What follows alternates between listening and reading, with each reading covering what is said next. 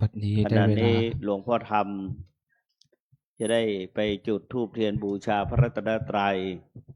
ขอเชิญทุกท่านเข้าสู่ประจำที่ได้ จะเริ่มทำวัดเย็นหลวงพ่อธรรมกำลังจุดธูปเทียนบูชาพระรัตนตรัยวันนี้จะได้ขอนิมนต์ท่านพระมหาสราวุธเป็นผู้นำทำวัดและสวดมนต์และเจริญพระพุทธมนต์ขออาราธนา พร้อมแล้วกราบพระพร้อมกันกราบกราบกราบเปิดหนังสือไปที่หน้า10บททำวัดเย็นโยโสภะคะวาอะระหังสัมมาสัมพุทโธสวากขาโตเยนะภะคะวะตา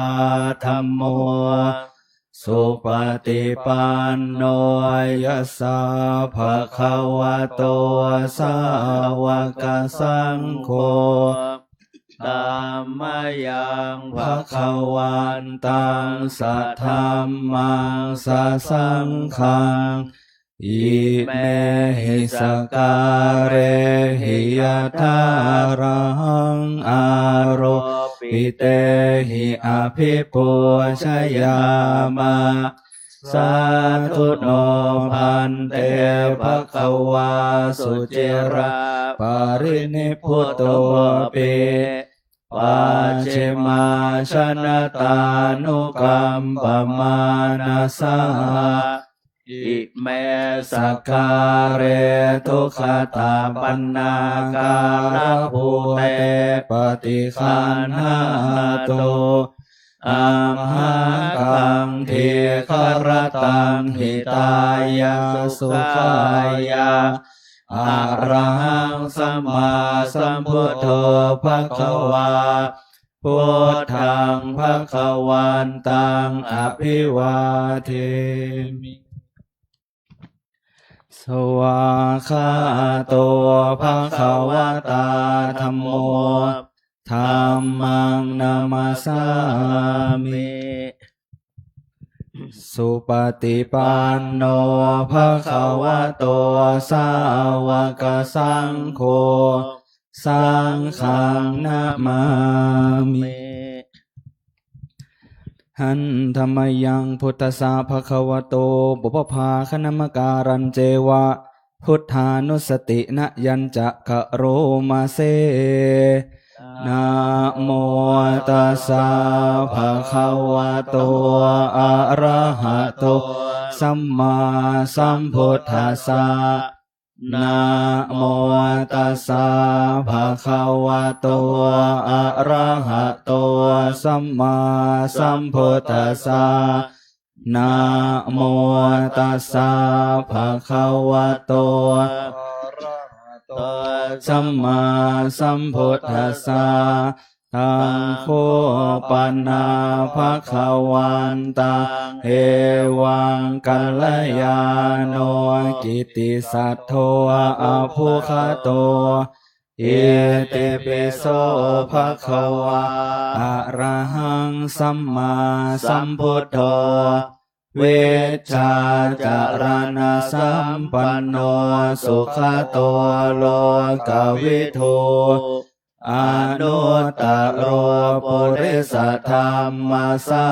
รทิสัทธาเทวมนุสานังพุทโธภควาเตหันธรรมยังพุทธาภิกขิติงกะโรมาเซพุทธวาระหันตวรตาทิคุณาภิยุตโตโส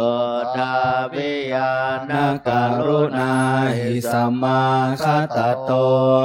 โพเทสิโยสุชนะตังกามรังวสุโรวันธามหังตามรนังศิรสาชิเนนทัง พุทโธโยสัพพปานินางสารนังเขมามุตตมังปัฏฐามานุสติทานังวันธามิตาสิเรนะหังพุทธัสสะหัสสมิทาโสวะพุทโธเมสามิกิสโรพุทโธทุกขัสสะคาตาจาวิทาตาใจตัสสะเมพุทธัสสะหังนิยาเทเมสริรันชีวิตันจิตังวันทันโตหะจาริสามิพุทธัสเสวะสุโพธิตังนาทิเมสารนังอัญญาพุทโธเมสารนังวรังเอเตนะสัจวัชเชนะวัฏัยยังสัทธุสาสเนพุทธังเมวันทมาเนนะยังปุญญังปัสสุตังอิทาสัพเพปิอันตรายาเมมาเหสุงตัสสะเตชะสากายเนวาจายวาเจตสาวาพุทเทกุกัมมังปะกตังมายายังพุทโธปฏิคันหาตุอาจยันตังกาลันตะเลสังวะเลตุงวะพุทเทหันธรรมยังธรรมานุสตินะยังกะโรมาเซสวาคาโตภะคะวะตาธัมโมสันเทติโกอาการิโกเอหิปัสสิโกโอปานัยโกปัจจตังเวทิตาโพวินโยหิติหันธรรมยังธรรมาภิขิติงกะโรมาเซสวาคาตาตาทิคุณโยขาวาเสนาไสโยโยมาคาปะกะปริยาติวิโมคาเพโทธัมโมกุโรกัปปตนาตัทธาริธาเรวันธามหังตามหารังวรธรรมเมตังธัมโมโยสัพพปานินางสารนังเขมามุตตมังทุติยานุสติทานังวันธามิตังสิเรนะหังธัมมาสหัสสมิทาโสวะธัมโมเมสามิกิสโรธัมโมทุกขัสสะคาตาจาวิทาตาจาหิตัสสะเมธัมมาสหังนิยาเทเมสริรันชีวิตันจิตังวันทันโตหังจาริสามิธัมมาเสวะสุธัมมตังนาทิเมสารนังอัญญาธัมโมเมสารนังวรังเอเตนะสัจวัชเชนะวัฏัยยังสัทธุสาสเนธัมมังเมวันทมาเนนะยังปุญญังปัสสุตังอิทาสัพเพปิอันตรายาเมมาเหสุงตัสสะเตชะสากายเยนะวาจายวาเจตสาวาธัมเมกุกัมมังปะกตังมยายังธัมโมปฏิคันหาตุอาจยันตังการันตะเรสังวลิตุงวัฏเมหันธรรมยังสังขานุสตินะยังกะโรมาเซสุปฏิปันโนภะคะวะโตสาวกสังโฆโอชุปฏิปันโนภะคะวะโตสาวกสังโฆ ยายะปฏิปันโนภะคะวะโตสาวกสังโฆสามีจิปฏิปันโนภะคะวะโตสาวกสังโฆยะทิทังจัตตาริปุริสายุคานิอาถาปุริสาปุคลาเอสะภะคะวะโตสาวกสังโฆอาหุนายโยปาหุนายโยทักขินายโยอัญชลีการณิโยอนุตตรังปุญญาเกตังโลกัสสะเตหันธรรมยังสังฆาภิกขิติงกะโรมาเซสัทธรรมชสุปฏิปัติคุณาทิโยโตโยธาภิโทอริยปุคลสังคเสโทศีลาธิธรรมปวาราสยกายจิตโตวันธามหังตัมมริยานาคะนังสุสุทังสังโฆโยสาภปานินังสารนังเข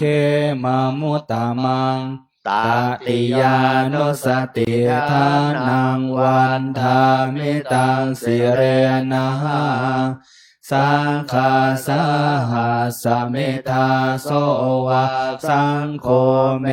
สามิกิสาโลสังโฆทุกขาสัคาตาจาวิทาตาจาหิตัสสะเมสังฆาสังนิยาเตเมสริรันชีวิตันจิตังวันทันโตหันจาริสามิสังฆาโสปฏิปันนตังนาติเมสารนังอัญญาสังโฆเมสารนังวรังเอเตนะสาจวัจเจนะวัฏไทยังสาธุสาสเนสังฆังเมวันทมาเนนะยังปุญญังปสุตังอิทาสัพเพปิอันตรายาเมมาเหสุงตัสสะเตชะสากายเยนะวาจายวะเจตสาวาสังเคกุกัมมังปะกตังมะยายังสังโฆปฏิคันหาตุอาจยันตังกาลันตะเรสังวริตุงวสังเคหันธรรมยังอติตาปัจเวคณาปาทังพนามาเสอาจามายาปัจเวคิตาวายังจีวารังบาเรพุตังตายาวะเดวะสิตาสัพปติคาตายาโอนาสัพปติคาตายาดังสัมมากัสสวะตาตาปัสสิเลสัพพะสัมปัสสานังปฏิคาตายายาวะเทวะหิริโกปินาปฏิชาตนาทังอาชมายาปัจจเวคิตวายุบินดาปโตปาริพุตโตโสเนวะตวายนามัทายนามันดานายนาวิภูสนายายาวะเดวะอิมาสกายาสัทธิติยายาปนายาวิหิงสุปารติยาพระมจาริยานุขายาเอเตปุรานันจะเวทนังปฏิหังคเมนะวันจะเวทนังนาอุปาเตสามิยาตาลาจะเมภเวสติอนาวาจตาจะพาสุวิหารโรจาติอาชมยาปัจจเวคิตวายังเสนาสนังบาริพุตังตายาวะเทวาสิตาสัพปติคาตายาโหนหัสสะปฏิคาตายา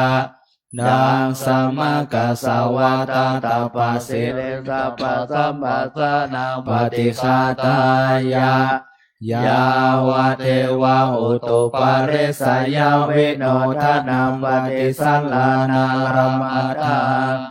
อาจมายาอปัจจเวคิตวายโยคิลานาปัจจยเพสัจปาริคาโรปาริพุตโตโสยาวะเทวะอุปันนานังวยาภาธิกาเวทนานังปฏิฆาตายาอาภยาปัจจาปรมัตตายาติหันธรรมยังอุทิสนาทิทานคาทายโยพนามาเสเอเมนาปุญญากรรมเมนาอุปัชฌายาคุณตราอาจาริโยปกาลาจะมาตาปิตาจะยาตกาสุริโยจันทิมาราชาคุณวันตานาราปิจารามามาลาจะอินทาจะโลกาปาลาจะเทวตายะโมมิตามนุสาจะมัจจตาเวริกาปิจา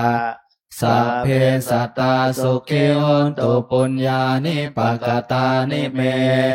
สุขังจติวิทังเทนตุขิปังปาเปทาโอมาตัง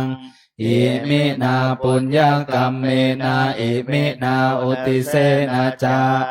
เจปังโสลาเปเจวาตานุปาทานาเจทนังเยสันตาเนหินาธัมมายาวานิพานโตมะมังนาสันตุสาพัทธาเยวายะถาชาโตภเวภเวโหชุจิตตังสติปัญญาสัลเลโกวิริยัมหินา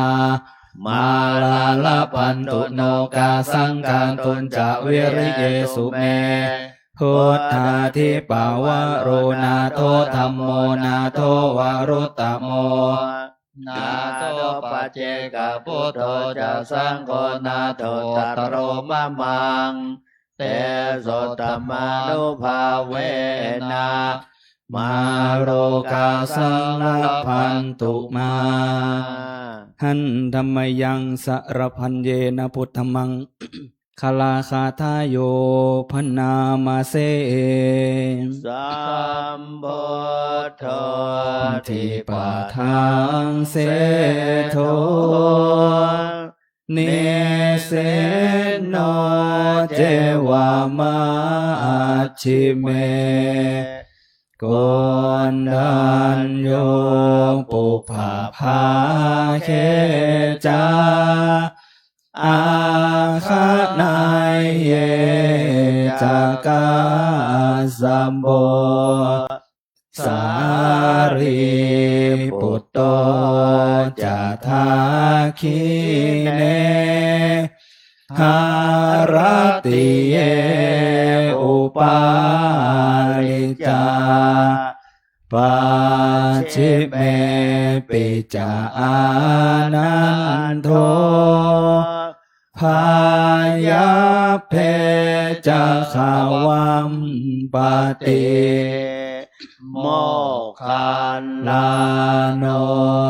จะโอตาเรอิสาเนปิจาราหุโลเอเมโคมังขาลาพุ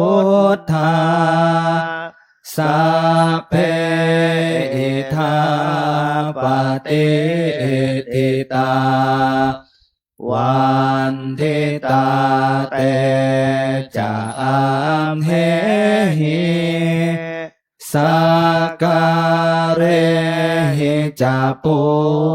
ชิตาเอเตสังหานุภาเวนะสัพพะโสติภาวันตุโนอิเจวะมาจันตานามาสานายัง นามาสัมมาโนรัตนาตายังยังปุญญาภิสันทั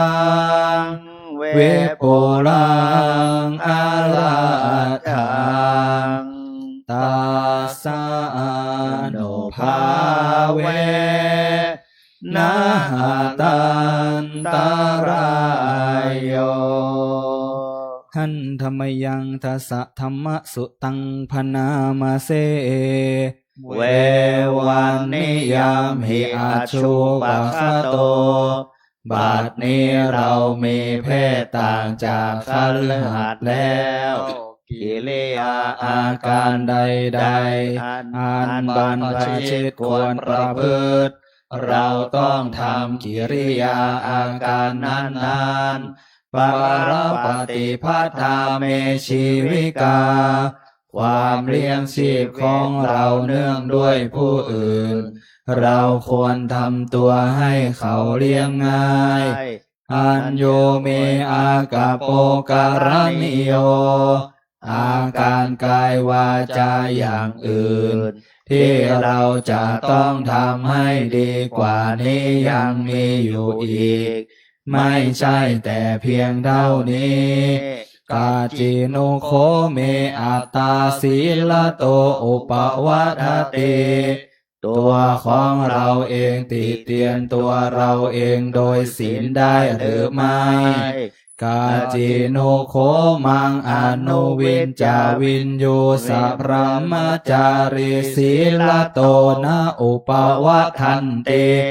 ผู้รู้ใคร่ครวญแล้วติเตียนเราโดยศีลได้หรือไม่สัพเพหิเมปิเยหิมานาเปหินานาภาโววินาภาโวเราจะเป็นต่างๆคือจะต้องพลัดพรากจากของรักของเจริญใจทั้งสิ้นไปกัมมัสสะโกมหิกัมมะทายาโทกัมมะโยนิกัมมะพันโทกัมมะปฏิสารโนเรามีกรรมเป็นของตนมีกรรมเป็นผู้ให้ผลมีกรรมเป็นแดนเกิดมีกรรมเป็นผู้ติดตามมีกรรมเป็นที่พึ่งอาศัยยังกัมมังกริสามิกัลยาณังวาปาปะกังวาตัสสะทายาโตภเวสามิเราทำกรรมใดไว้เป็นบุญหรือเป็นบาปเราจะเป็นทายาทคือจะต้องได้รับผลของกรรมนั้นไปกาธัมโพตัสสะเมรตินทิวาวิติปตันติวันคืนล่วงไปบัดนี้เราทำอะไรอยู่กาจิโนโคหังสุญญาคาเรอภิระมามิ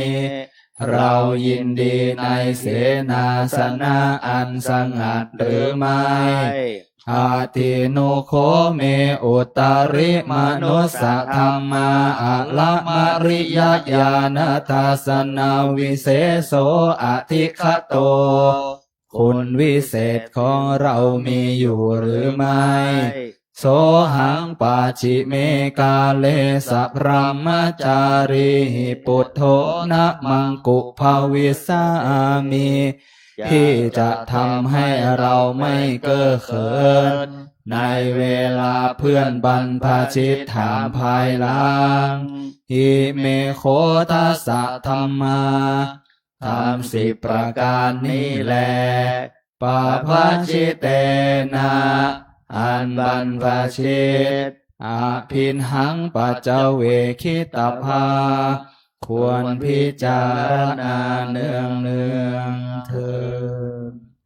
เปิดหนังสือไปที่หน้า1คำนมัสการพระบรมธาตุหันธรรมยังทักขินะโมลีธาตุนามการะปาทันเจวะวชิระพุทธรูปปาทันจะพนามาเสนะโมพุ กาโม ลิง โลหะกุเตปะเตเทตังโปเชตังสัพพะโลเกกิติมันตังมโนหารังอาหังวันดามิสัพพะทาอังคาวาหะเยปุเรรัมเมโกวิลาลังคาปะปะเตเทมาคูหาคาเพคะขีนาโมริทาตุโยอาหังวันทามิสัพพะทากายเยนะวาจายาเจตาสาวาวาชิรังนามาปะเตมังเอเทปะเตหาริยการังพุทธารูปังหังวันตา เมสัพพะโสสัทธาโสติภวันตุเม เปิดหนังสือไปที่หน้า100นะครับหันธรรมยังสิริมังคละมหาเทราภิทุติคาทายโยมพนามาเส เสเลธาตามหาเทโรเฮริโกสิริมังคาโรมังคาโรปายาเมทาเวมังคาโรปายาเทสโกคารุธาเนยปาโมโคเสสาโนเสสานายโกโลกาโนกัมปิเมตายาสันติปัฏฐานาทาราโกสติมาปะมาโตจาตังนามาสามิสัพพะทาติสิริมังคละสมณวิสุทธวงศ์ โสภาสง่าองค์ทรงสิริมิวังวายสำรวมยืนเดินนั่งผู้พร้อมพรั่งด้วยละอายปัญญาขจรขจายชี้อุบายอันมงคลควรแก่ฐานะครูนำสิทธิรู้ทุกหมู่ชนชาวโลกต่างได้ยนต์สงเคราะห์ชนด้วยเมตตาผู้ทรงสติปัฏฐานตลอดกาลทุกเวลาทรงนามสติมาไม่ประมาทองค์อาจงามข้าขอนมัสการประดิษฐานในทุกยามเถระผู้ทรงนามว่าสิริมังคโล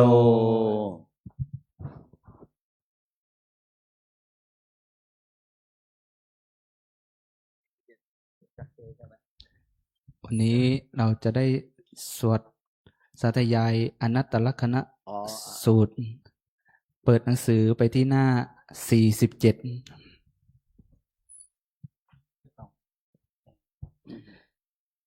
นะโมตัสสะภะคะวะโตอะระหะโตสัมมาสัมพุทธัสสะนะโมตัสสะภะคะวะโตอะระหะโตสัมมาสัมพุทธัสสะนะโมตัสสะภะคะวะโตอะระหะโตสัมมาสัมพุทธัสสะ พุทธ ธังสรณังคัจฉามิธัมมังสรณังคัจฉามิสังฆังสรณังคัจฉามิทุติยามปิพุทธังสรณังคัจฉามิทุติยามปิธัมมังสรณังคัจฉามิทุติยามปิสังฆังสรณังคัจฉามิตติยามปิพุทธังสรณังคัจฉามิตติยามปิธัมมังสรณังคัจฉามิตติยามปิสังฆังสรณังคัจฉามิเอวเมสุตังเอกังสมัยยังภควาคารานาสิยังวิหารติอิสิปตะเนมิขาทาเยตาตระโคภควาปัญจวัคคีเยภิกขุอามันเตสิรูปังภิกขเวอนัตตารูปังจหิทังภิกขเวอัตตาอภเวสันยิทังรูปังอาภาทายสังวัตไตยลัพเพทะจรูเปเอวังเม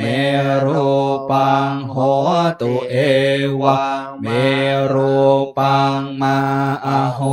สิติยาสมาจโคภิกขเวรูปังอนัตตาตัสมารูปังอาภาทายสังวัตตินาจาราภติรูเปเอวังเมรูปังโหตุเอวังเมรูปังนาอโหสิติเวทนาอนัตตาเวทนาจหิทังภิกขเวอัตตาอภเวสนยิทังเวทนาอาภาทายสังวัตไตยลัพเพจับเวทนายะเอวังเมเวทนาโหตุเอวังเมเวทนามาอโหสิติยาสมาจโคภิกขเวเวทนาอนัตตาตัสมาเวทนาอาภาทายสังวัตตินาจาลาภติเวทนายะเอวังเมเวทนาโหตุเอวังเมเวทนามาอโหสิติสัญญาอนัตตาสัญญาจหิทังภิกขเวอัตตาอภเวสนยิทังสัญญาอาภาทายสังวัตไตยลัพเพทะสัญญายะเอวังเมสัญญาโหตุเอวังเมสัญญามาโหสิติยาสมาจโคภิกขเวสัญญาอนัตตาตัสมาสัญญาอาภาทายสังวัตตินาจาลาปฏิสัญญายะเอวังเมสยาโหตุเอวังเมสัญญามาอโหสิติสังขาราอนัตตาสังขาราจหิทังภิกขเวอัตตาอภเวสัสุนัยทังสังขาราอาภาทายสังวัตไตโยลัพเพทะจ สังขาเรสุเอวังเมสังขาราโหนตุเอวังเมสังขารามาอาเหสุติยัสมาจะโคเบกเวสังขาราอนัตตาตัสมาสังขาราอาปาตายสังวัตติเตนะจะลาปฏิสังขาเรสุเอวังเมสังขาราโหนตุเอวังเมสังขารามาอาเหสุนติวิญญาณังอนัตตาวิญญาณังจะหิตังเภกเวอัตตาภเวสนยิทังวิญญาณังอาภาทายสังวัตไตยลัพเพจะวิญญาณเอวังเมวิญญาณังโหตุเอวังเมวิญญาณังมาอาโหสิติยาสมาจะโคเภคเววิญญาณังอนัตตาตัสมาวิญญาณังอาภาทายสังวัตตินะจะลาภติวิญญาณังเอวังเมวิญญาณังโหตุเอวังเมวิญญาณังมาโหสิติตังกิงมัญญทภิกขเวรูปังเนจังวาอเนจจังวาติอเนจจังพันเตยัมปนาเนจจังทุกขังวาตังสุขังวาติทุกขังพันเตยัมปนาเนจจังทุกขังวิปริณามธรรมังกัลลังนุตังสมโนปัสสิตุงเอตังมะมะเอโสหามาสมิเอโส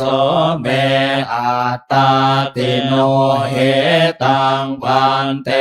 ตังกิมมายาภิกขเวเวทนานิจจาวาอนิจจาวาติอนิจจาพันเตยัมปนาเนจจาทุกขังวาตังสุขังวาติทุกขังพันเตยัมปนาเนจจังทุกขังวิปริณามธรรมังกัลลังนุตังสมโนปัสสิตุงเอตังมะมะเอโสหามาสมิเอโสเมอัตตาติโนเหตังพันเตตังกิมัญญทภิกขเวสัญญานิจจาวาอนิจจาวาติอนิจจาพันเตยัมปนาเนจจังทุกขังวาตังสุขังวาติทุกขังพันเตยัมปนาเนจจังทุกขังวิปริณามธรรมังกัลลังนุตังสมโนปัสสิตุงเอตังมะมะเอโสหามาสมิเอโสเมอัตตาติโนเหตังพันเตตังกิมัญญทภิกขเวสังขารานิจจาวาอนิจจาวาติอนิจจาพันเตยัมปนาเนจจังทุกขังวาตังสุขังวาติทุกขังพันเตยัมปนาเนจจังทุกขังวิปริณามธรรมังกัลลังนุตังสมโนปัสสิตุงเอตังมะมะเอโสหามาสมิเอโสเมอัตตาติโนเหตังพันเตตังกิ มัญญตภิกขเววิญญาณังเนจังวาอเนจจังวาติอนิจจังปันเตยัมปนาเนจังทุกขังวาตังสุขังวาติทุกขังพันเตยัมปนาเนจังทุกขังวิปริณามธรรมังกัลลังนุตังสมโนปัสสิตุงเอตังมะมะเอโสหามาสเมเอโสเมอาตาติโนเอตังปันเตตัสมาติอภิกขเวยังกินจิรูปังอติตานาคตปัจจุปันนังอาชัตตังวาภหิทาวาโอลาลิกังวาสุขุมังวาหินังวาปณิตังวายันตุเรสันติเกวาสัพพังรูปังเนตังมะมะเนโสหามาสมินาเมโสอัตตาติเอวะเมตังยะถาโพตังสัมมาปัญญายะทัตถาปัญญาคาจิเวทนาอติตานาคตปัจจุปันนาอาชัตตาวาภหิตาวาโอลาลิกาวาสุขุมาวาหินาวาปเนตาวายาตุเรสันติเกวาสัพพาเวทนาเนตังมะมะเนโสหามาสมินาเมโสอัตตาติเอวะเมตังยะถาโพตังสัมมาปัญญายะทัตถาปัญญากาจิสัญญาเนตาวาคตปัจจุปันนาอาชัตตาวาภหิตาวาโอลาลิกาวาสุขุมาวาหินาวาปเนตาวายาตุเรสันติเกวาสัพพาสัญญาเนตังมะมะเนโสหามาสมินาเมโสอัตตาติเอวะเมตังยะถาโพตังสัมมาปัญญายะทัตถาปัญเยเกจิสังขาราอติตานาคตปัจจุปันนา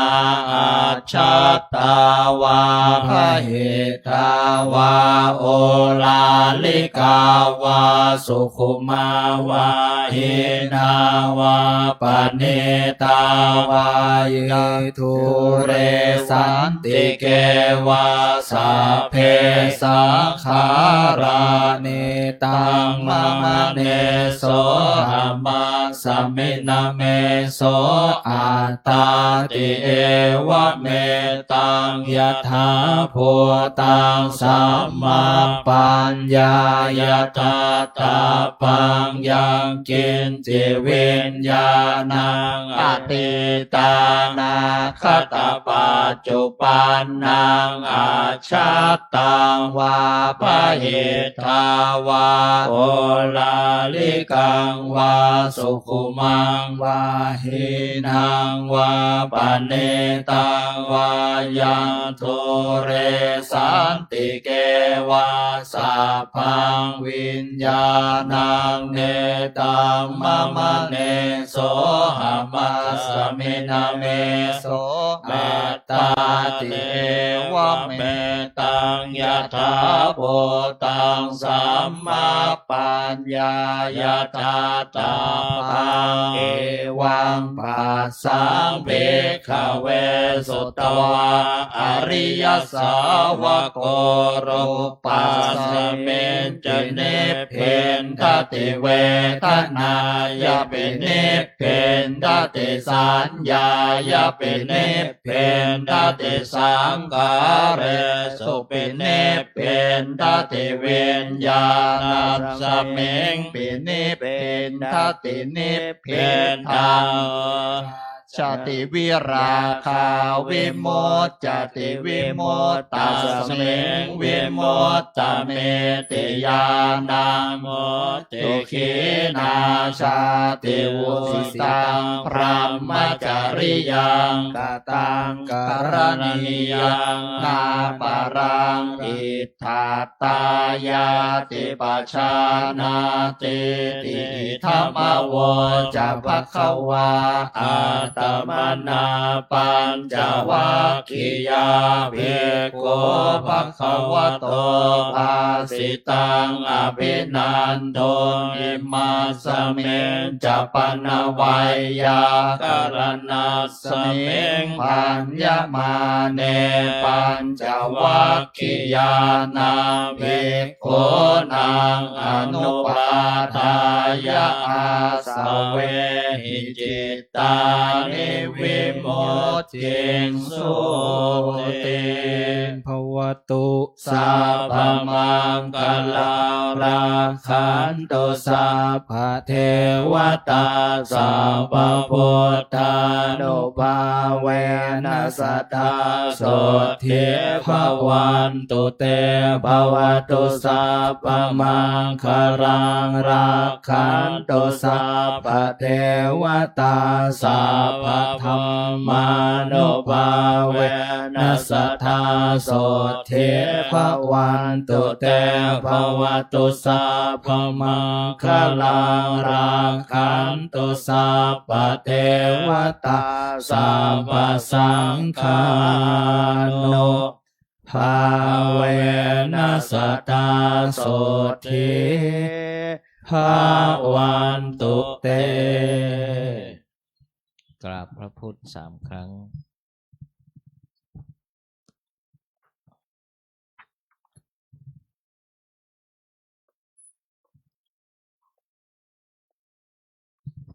กราบโลกเหมือนหลวงปู่3 ครั้ง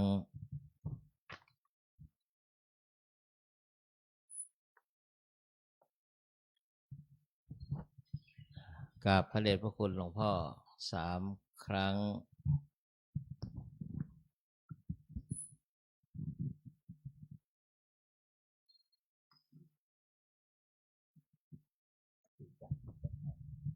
ศรัทธาญาติโยมจะได้สมาทาน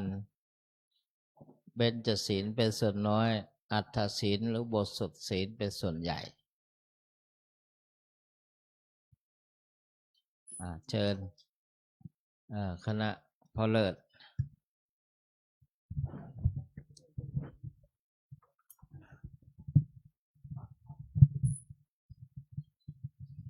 อาจารย์เบญจมาศ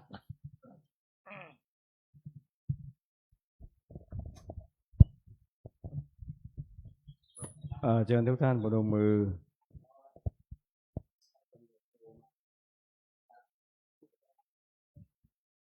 พร้อมแล้วกราบ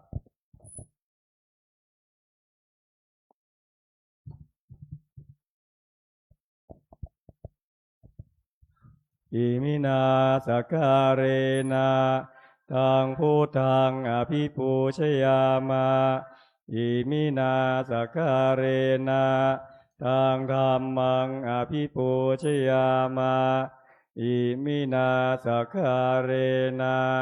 ตังสังฆังอภิปูชยามาอะระหังสัมมาสัมพุทโธภควาพุทธังภควันตังอภิวาเทมิสวากาโตภควตาธัมโม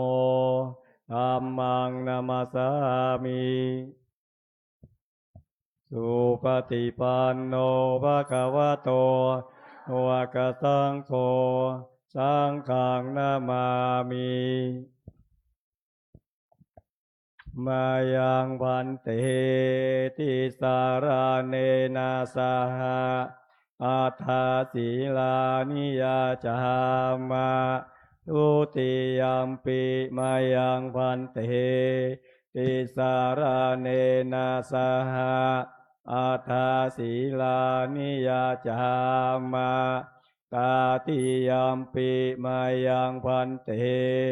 ติสารเนนะสหะอัฏฐศีลานิยาจามะนะโม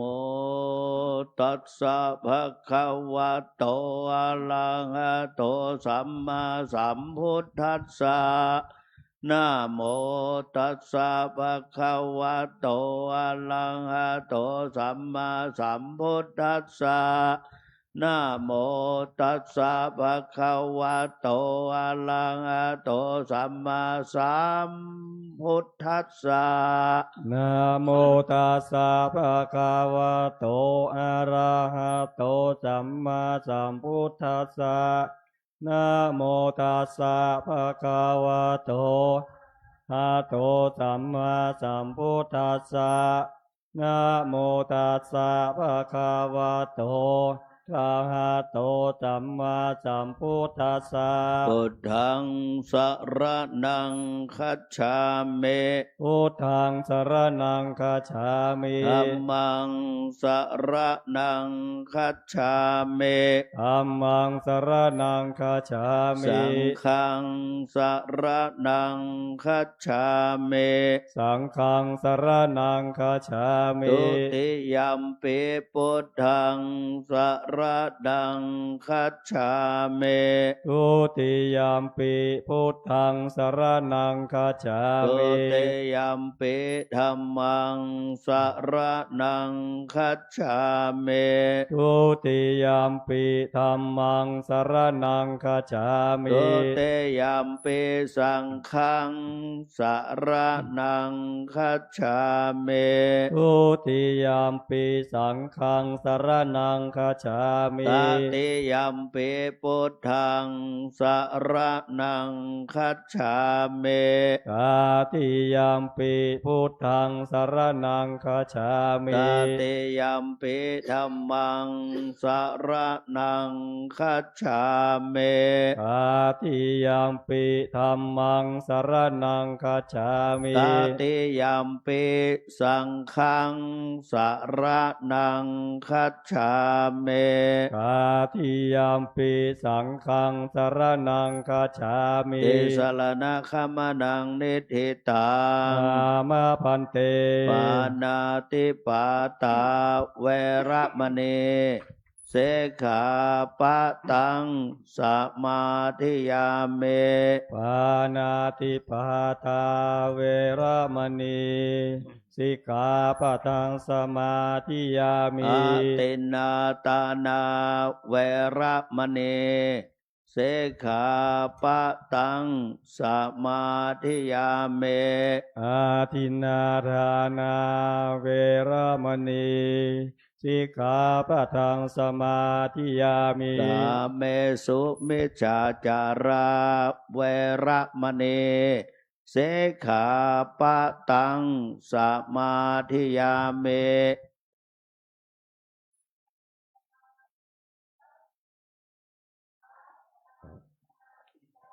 อภรหมจริยา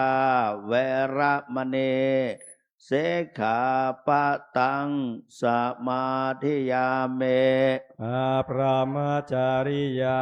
เวระมณี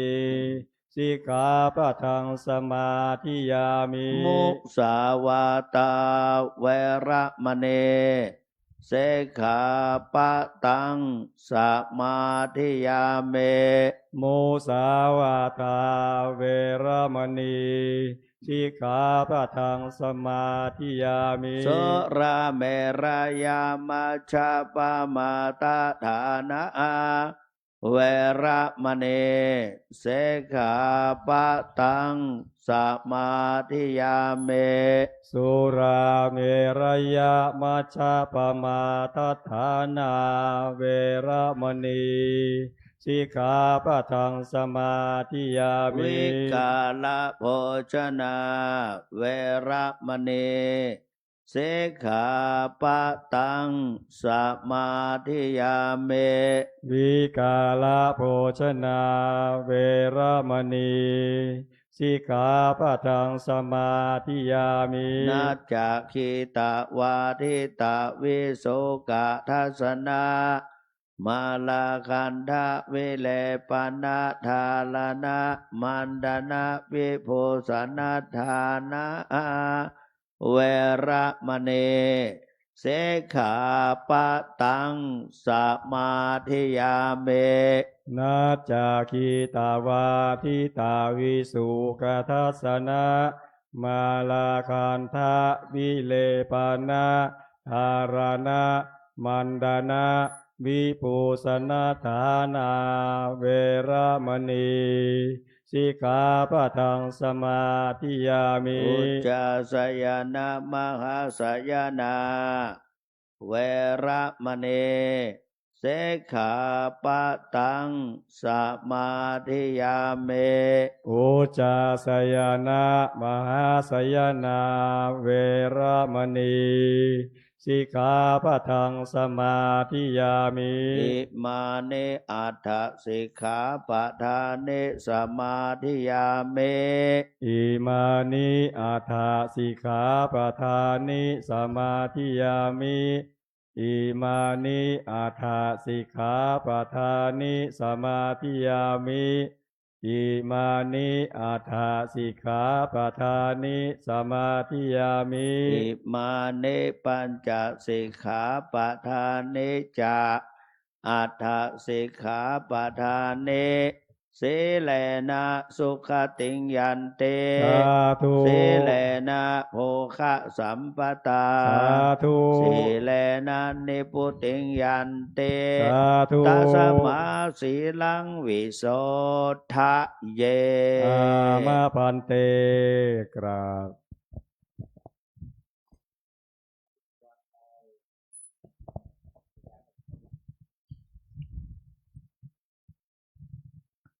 ญาติโยม วันนี้เป็นวันธรรมสวนะหรือวันพระขึ้น15 ค่ำเดือน8ใต้10เหนือ โดยเฉพาะปีนี้เป็นปีอธิกมาศญาติโยมก็จะเห็นว่าจะมีเดือน12 ครั้ง82 หนข้างหน้านะนั้นเพื่อรักษาประเพณีที่ประพฤติปฏิบัติกันมา แต่ครั้งพระเดชพระคุณหลวงปู่พระพรหมมงคลหลวงปู่ทองสิริมังคละมหาเถระ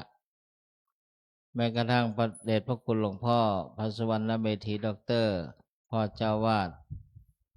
ก็ได้สืบสานต่อยอดปณิธานนั้นเพื่อรักษาประเพณีธรรมเนียมปฏิบัติจะได้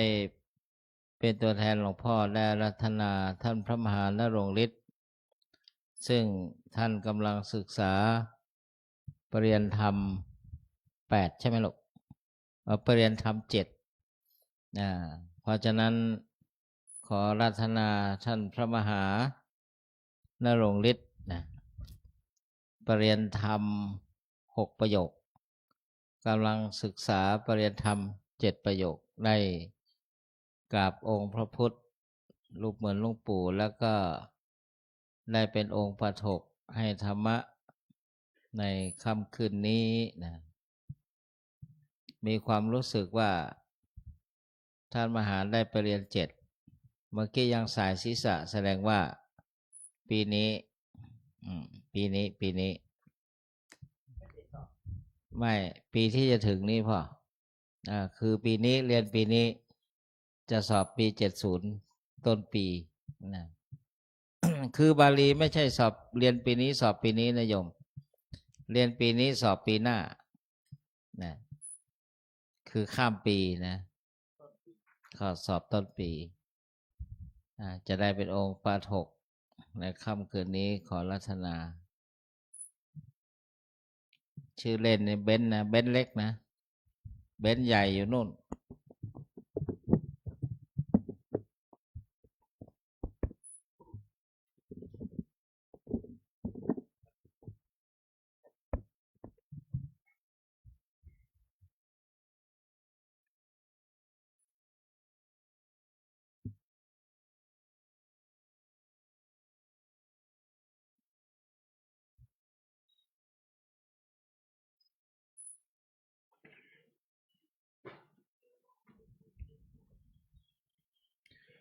ข้าพเจ้าขอนมัสการซึ่งพระโลกนาถเจ้า ผู้ประกอบด้วยพระมหากรุณาธิคุณ ผู้บรรลุฝั่งแห่งสาครคือชัยธรรม คือธรรมที่จะนำประโยชน์อันยิ่งใหญ่มาสู่ผู้รู้ ผู้มีเทศนานัยยะอันละเอียดลึกซึ้งและวิจิตรข้าพเจ้าขอนมัสการพระธรรมอันสูงสุดนั้นที่พระสัมมาสัมพุทธเจ้าทรงบูชาแล้ว ซึ่งเป็นธรรมที่จะนำสัตว์ผู้เพียบพร้อมด้วยวิชาและจรณะให้ออกจากโลกข้าพเจ้าขอนมัสการซึ่งพระอริยสงฆ์ผู้เพียบพร้อมด้วยคุณมีคุณศีลเป็นต้นผู้ดำรงอยู่ในมรรคและผลผู้เป็นบุญเขตอันยอดเยี่ยมขอถวายความเคารพพระเดชพระคุณพระสุวรรณเมธีด็อกเตอร์เจ้าอาวาสวัดพระธาตุศรีจอมทองรองเจ้าคณะจังหวัดเชียงใหม่พร้อมด้วยพระอมรเวทีผู้ช่วยเจ้าอาวาสวัดพระธาตุศรีจอมทองและพระเถรานุเถระสวัสดีไปยังน้องสามเณรทุกรูปแล้วก็เจริญพรมายังคณะศรัทธาญาติโยมผู้ที่ประพฤติวัดปฏิบัติธรรมประจำวันพระนี้นั่งฟังตามสบายนำมือลงได้วันนี้ก็เป็นอีกหนึ่งวันที่อาตมาก็จะได้นำหลักธรรมบ้างอาจจะยกเรื่องจากธรรมบทมาเล่าบ้างแต่ถ้าอาตมาได้มาปาฐกถาก็เป็นที่รู้กันว่าก็จะพูดถึงสิ่งที่จะนำมาพูดซึ่งวันนี้สิ่งที่จะนำมาพูดนั้นคือการให้บางคนก็คิดว่าการให้เนี่ยถ้าสมมุติว่าคนทั่วไปกันแล้วกันถ้าคนทั่วไปบอกว่าการให้เขาก็จะนึกถึงการบริจาคอย่างเดียวเมื่อวานผมไปเรียนที่ดอยสะเก็ดเมื่อวานก็ขอว่าโยมที่ไปเรียนด้วยกันแกบ้านแกอยู่ที่จอมทองก็บอกว่าเดี๋ยววันอาทิตย์เนี่ยเดี๋ยวจะขอติดรถเข้ามาหน่อยเพื่อที่จะมาให้มันทันเพราะว่าเดี๋ยวเอาเอกสารมาให้อาจารย์ด้วยก็ให้มันทันแกก็อาสาเพราะว่าวันนั้นเมื่อวานเนี่ยแกว่าผมไม่ได้เข้ามาอาจจะไม่ได้เข้ามาแกก็ก้ำกึ่ง50-50ว่าผมอาจจะไม่ได้เข้ามาที่จอมทองอาจจะค้างที่ในเวียงค้างในเมืองแต่พอท่านได้ยินอย่างนั้นก็ตกปากรับคำว่าอุ้ยทางนั้นเดี๋ยวผมมาส่งเดี๋ยวผมมาส่งก็ได้แป๊บเดียวผมวิ่งมาแป๊บเดียวไม่เป็นไรผมวิ่งมาแป๊บเดียวนะครับอันนี้ก็นับว่าเป็นการให้เหมือนกันก็คือการสละเวลาของตัวเองเพื่อคนอื่นเมื่อวานท่านก็เสียเวลาไปกลับนี้ก็น่าจะสัก2 ชั่วโมงได้2 ชั่วโมง2 ชั่วโมงครึ่งได้ก็รีบมาก็มาถึงเมื่อวานก็เกือบทุ่มเหมือนกันนะครับอันนี้ก็เป็นการให้อย่างหนึ่งหรือแม้แต่การบริจาคล่ะการให้ล่ะก็เป็นการให้เหมือนกันนะครับในทางพุทธศาสนาเราก็จะได้ยินว่าให้ทานอย่างแม่ชีถามนะครับ ท่านเรียนท่านก็ถามพระอาจารย์ค่ะบางที่เนี่ยเวลาเรียนเนี่ยบางหัวข้อนี้บอกว่าทานคือการให้พอมาตรงนี้บอกว่าจาคะก็คือการให้การสละแล้วมันต่างกันยังไงอันนี้ก็เป็นหน้าที่ที่เราก็จะต้องอธิบายให้ท่านฟังนะว่ามันเหมือนกันหรือมันต่างกันยังไงหรือมันเป็นอันเดียวกันหรือยังไงอันนี้ก็อธิบายพอท่านทราบเข้าใจท่านก็จะได้นำไปปฏิบัติถูกหรือแม้กระทั่งอะไรอีกมันเยอะแยะมากมายเลยโยมบางทีเราไม่มีสิ่งของอย่างเงี้ยยกตัวอย่างบางคนนึกว่าการให้ตักบาตรมันก็ต้องมีข้าวมีปลามีน้ำมีอาหารนั้นตักบาตรคือการให้คือการถวายทานเหมือนกันแต่ถ้าไม่มีอะไรเลยข้าวไม่มีอะไรไม่มีแต่เรานึกถึงเวลาเรามีความโกรธต่อคนอื่นบางคนไม่เคยคิดที่จะให้ไม่มีอะไรไม่รู้จะให้อะไรการอภัยก็จัดว่าเป็นการให้ทานเหมือนกันอย่างนี้เป็นต้นอันนี้ก็ยกตัวอย่างท่านถึงบอกว่าให้สิ่งที่น่าปรารถนาก็ย่อมได้สิ่งที่น่าปรารถนากลับมาให้สิ่งที่ชอบใจก็ย่อมได้สิ่งที่ชอบใจกลับคืนมาอย่างบางคนบางท่านให้สิ่งที่ไม่น่าปรารถนากับคนอื่นเมื่อตัวเองต้องรับผลในสิ่งที่ตัวเองทำไปก็กลับมาตีโพยตีพายอันนี้ก็มีให้เห็นไม่ใช่ไม่มีก็ทำให้นึกวันนี้ก็นึกอยู่ว่าเดี๋ยวเอาอะไรมาปาฐกถามาเล่าให้โยมฟังดีก็บังเอิญก็จับสมุดในรอบหลายเดือนสมุดเล่มนี้ก็ปีนี้เพิ่งจะจับไปครั้งที่2ตั้งแต่ต้นปีมานะโยมนะเพิ่งจับไปครั้งที่2ก็เปิดว่าจะจดหัวข้อก็บังเอิญว่ายังไม่ถึงหน้ากระดาษเปล่าเลยก็มาเห็นเรื่องของการให้นี่แหละก็พอดีว่าเคยพูดไปแล้วเมื่อวันที่26พฤษภาคมพศ66 67 68 69ประมาณ3 ปีก็คิดว่าถ้าเอามาเล่าให้โยมฟังนี่บางท่านก็ทราบแล้วแต่บางท่านก็ยังอาจจะไม่ทราบก็ได้เพราะการฟังนะครับย้ำอีกหรือฟังอีกเคยฟังแล้วฟังอีกมันจัดอยู่ในอานิสงส์ของการฟังธรรมด้วยข้อที่2บอกว่าอย่างข้อ1บอกว่าผู้ฟังย่อมได้ยินได้ฟังสิ่งที่ไม่เคยได้ยินได้ฟังเมื่อฟังแล้วครั้งที่2เมื่อเคยได้ยินได้ฟังแล้วฟังอีกก็ย่อมจะเข้าใจชัดอันนี้ก็เป็นอานิสงส์ของการฟังข้อที่2เหมือนกันแต่เมื่อพูดถึงเรื่องการให้แล้วเนี่ยนึกถึงเลยเบอร์ 1 number 1คืออาตมานี่นึกถึงเรื่องของนางมาคันธิยา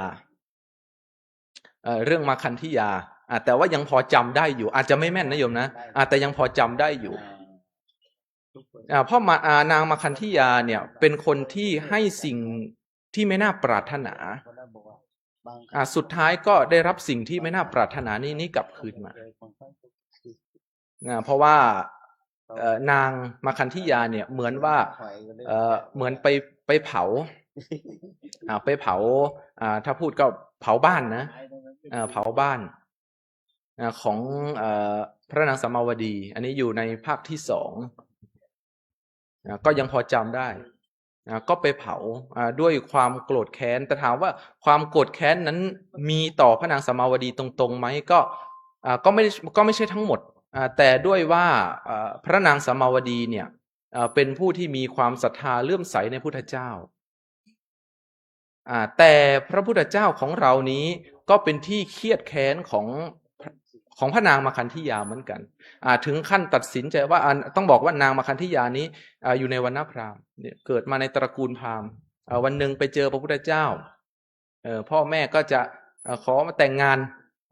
พระพุทธเจ้าก็พูดประโยคนึงไปสั้นๆนะนางโกรธมากนางโกรธนางบอกอภัยไม่ได้โกรธมากโกรธถึงขั้นคิดว่าเราเนี่ยจะหาสามีให้ดีหาสามีดีก็เป็นอย่างที่นางปรารถนานางได้สามีเป็นกษัตริย์ ผมจำไม่ได้นะว่าชื่ออะไรเป็นกษัตริย์นะครับเมื่อมีโอกาสก็ประทุษร้ายต่อบุคคลที่ไม่ได้ประทุษร้ายอย่างนี้เป็นต้นนางก็ต้องรับผลของตัวเองนี่อันนี้ก็ยกตัวอย่างให้เห็นนะว่าบางคนบางท่านให้ไปแล้วนึกอยากนี่ไม่ใช่ว่านึกอยากจะให้นะโยมนึกเสียดายนึกเสียดายท่านถึงบอกว่าเวลาให้อะไรใจก่อนให้ก็ยินดีขณะให้ก็ยินดีหลังให้ก็ยินดีแต่บางคนนี้ทำไมครับบางคนอาจจะก่อนให้ยินดีขณะให้ยินดีแต่พอหลังให้กลับเสียดายอย่างนี้อันนี้ก็มีให้เห็นแต่การให้ถ้าให้ไปแล้วมาเสียดายทีหลังบางท่านอาจจะให้ในที่นี้ก็อาจจะมีเท่าไหร่ก็ให้หมดอย่างการให้ก็อย่างที่บอกไปว่าให้ไปแล้วเนี่ยตัวเองก็ไม่ลำบากภายหลังคือไม่เบียดตัวเองไม่เบียดเบียนตัวเองภายหลังมี100%นะครับให้สัก50%มี 100% ให้ 100% ก็ลำบากตัวเองนะครับอันนี้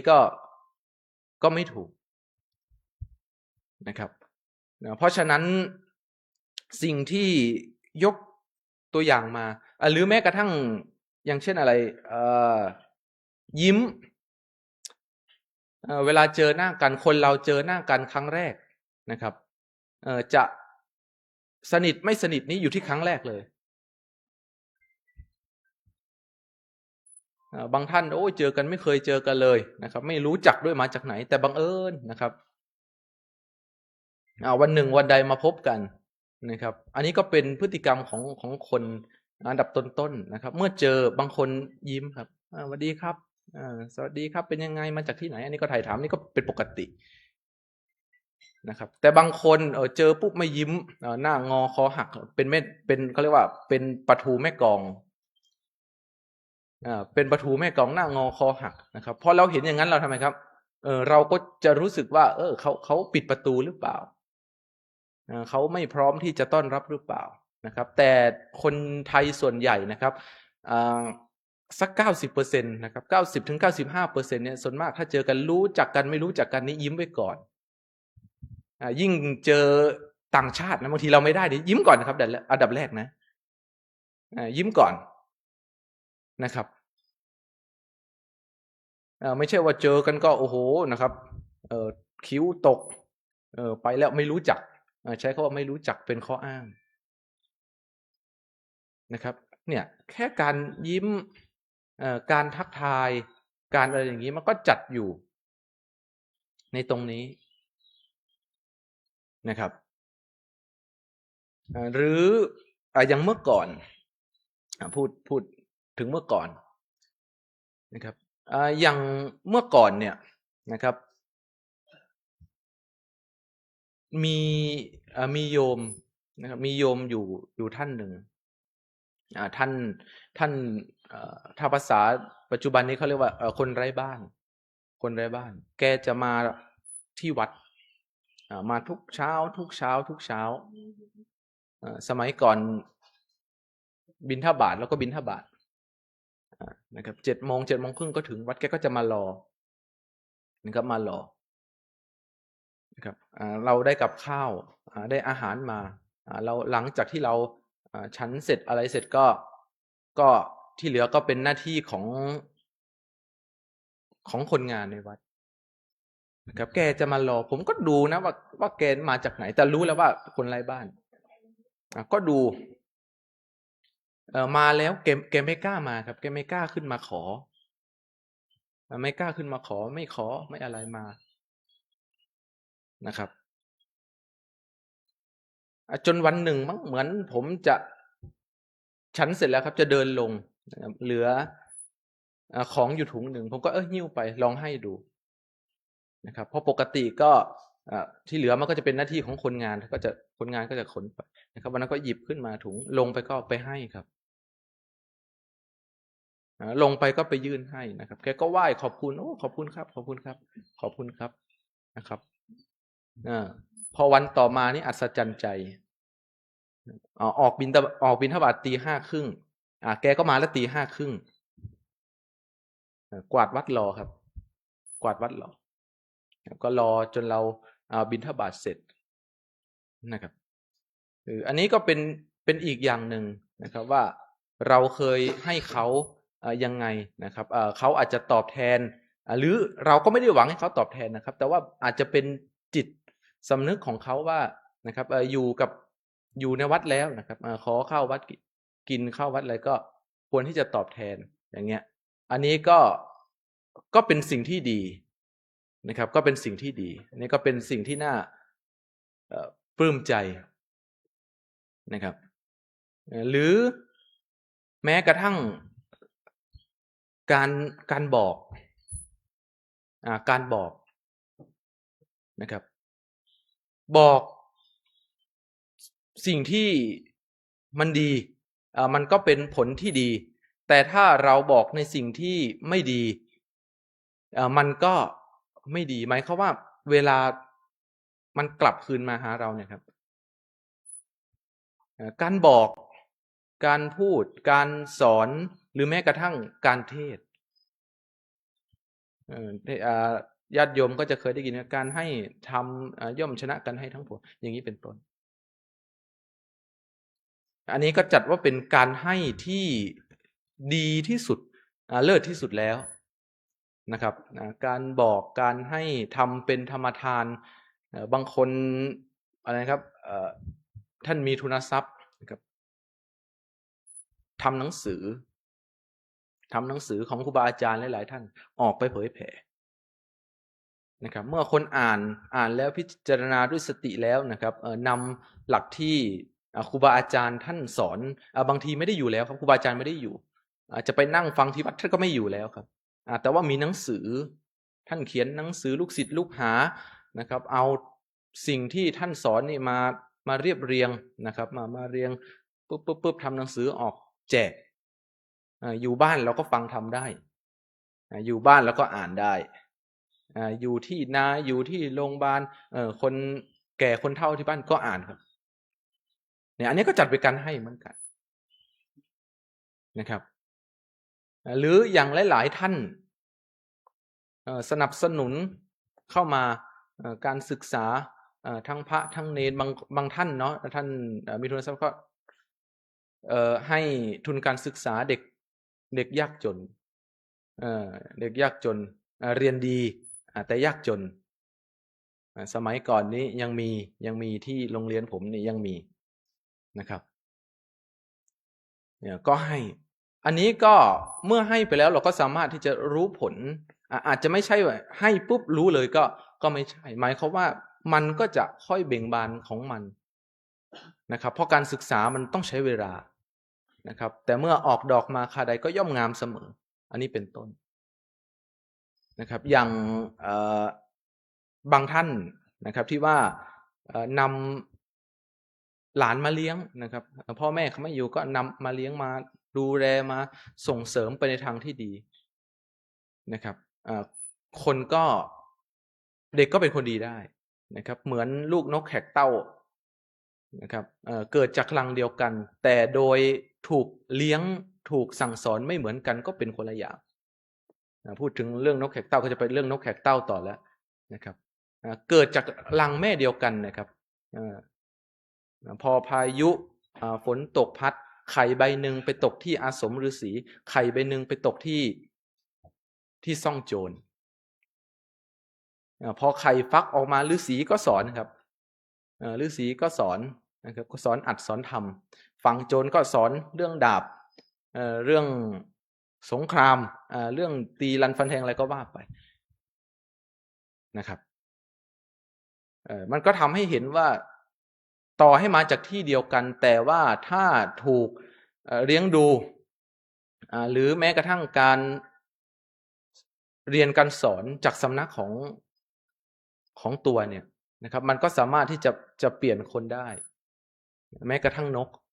ก็ยังเปลี่ยนได้เลยนะครับนกตัวหนึ่งพูดดีมีธรรมพูดดีมีเหตุผลแต่อีกฝั่งหนึ่งโอ้โหนะครับ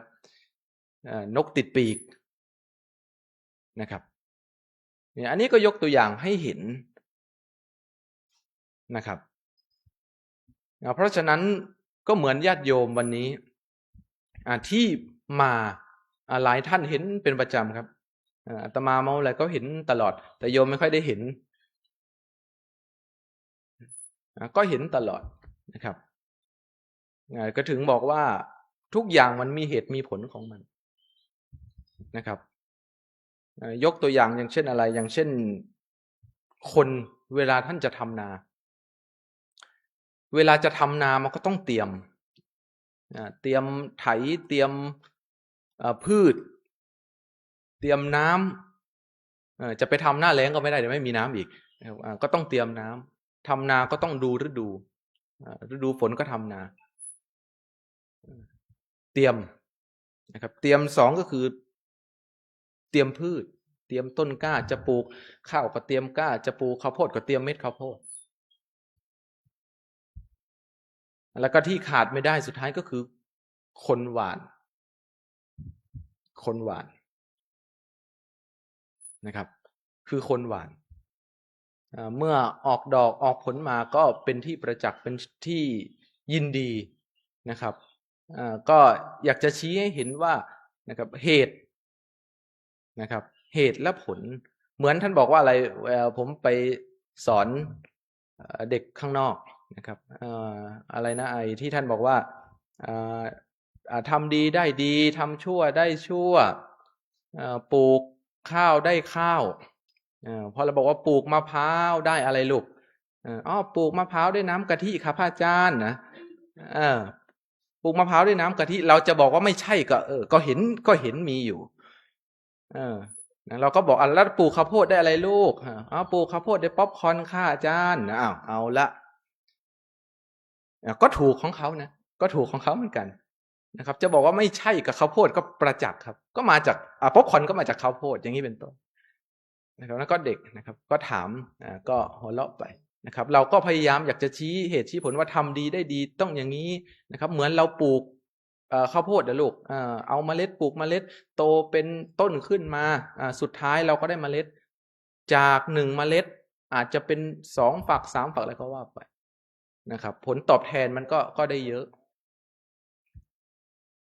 เหมือนคนทำนาเนี่ย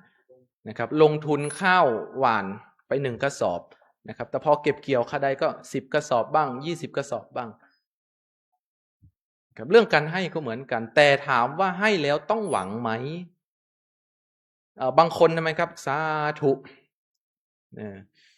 พรุ่งนี้ถูกหวยวันที่16เอาถูกหวยอย่างเดียวถูกหวยอย่างเดียวเนี่ยมันก็มีให้เห็นซึ่งมันปฏิเสธไม่ได้อันนี้เขาเรียกว่าให้แบบหวังคือให้แล้วตัวเองจะต้องได้ให้แล้วตัวเองจะต้องได้อันนี้คือให้แบบหวังนะครับกับอีกอย่างหนึ่งบางคนให้ไปแล้วไม่หวังอะไรเลยถือว่าได้ช่วยถือว่าได้แบ่งเบาเขาให้เพราะความสงสารก็เป็นความกรุณาไปหลายท่านลองนึกดูอาจจะเมื่อก่อนหรือตอนนี้ก็ได้เคยไหมให้แล้วหวังซึ่งเมื่อก่อนเนี่ยอย่างอาตมาเองเมื่อก่อนนี้ให้แล้วก็หวังเหมือนกันนะมันก็มี